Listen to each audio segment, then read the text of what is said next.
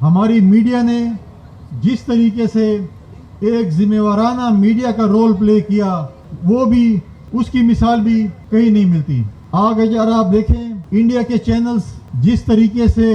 جھوٹ پہ جھوٹ بول رہے تھے, وہ صبح بیان دیتے تھے, دوپہر کو اس کی تردید ہوتی تھی, دوپہر کو بیان دیتے تھے,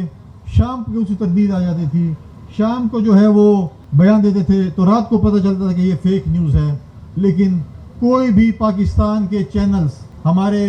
جس طریقے سے انہوں نے ایک ذمہ وارانہ رول پلے کیا, کبھی بھی ہمیں فیک نیوز کا نہیں کہا گیا کہ فیک نیوز ہے یا اس بیانات کی ہم جو ہے وہ تردید کرتے رہے.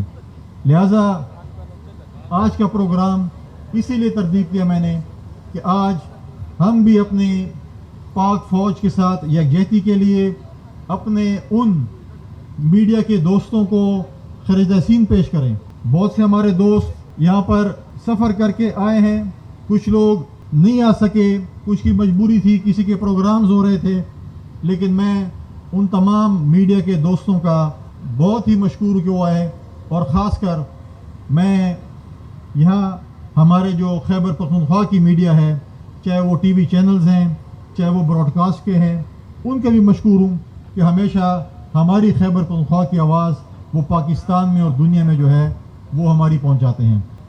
یہ آج میرے لیے اعزاز کی بات ہے کہ میں خیبر پختونخوا کے گورنر ہاؤس میں خیبر پختونخوا کی عوام کی طرف سے, سیاسی جماعتوں کی طرف سے, ہر طبقے فکر کی طرف سے آج ہم یہ پروگرام منعقد کر رہے ہیں اپنے مسلح افواج کو, اپنے ان شہداء کو جنہوں نے اس جنگ میں قربانی دی, چاہے وہ ہمارے فوج کے شہداء ہیں, چاہے وہ سویلین ہیں. ہم ان کو آج خراج تحسین پیش کرنے کے لیے آج یہاں پر اکٹھے ہوئے ہیں. میں خاص کر خیبر پختونخوا کی عوام کا بھی بہت زیادہ مشکور ہوں جنہوں نے اس جنگ میں پاک فوج کے شانہ بشانہ کھڑے ہوئے. ہمارے چاہے وہ مرج ڈسٹرکٹ کے فارمر فاٹا کے ہمارے بھائی تھے جو اس جنگ میں اپنے فوج کے شانہ بشانہ کھڑے رہے, انہوں نے ہمیشہ پاکستان کی سرحدوں کی حفاظت کی. اور آج بھی آپ دیکھیں جس طریقے سے ہمارے فارمر فاٹا کے لوگ, خیبر پختونخوا کے لوگ جس طریقے سے اپنی پاک فوج کے ساتھ کھڑے رہے اس جنگ میں, اس کی جیسے ماضی میں جو مثال نہیں ملتی, اس طرح آج بھی جو ہے وہ ان کے ساتھ شانہ بشانہ کھڑے رہے.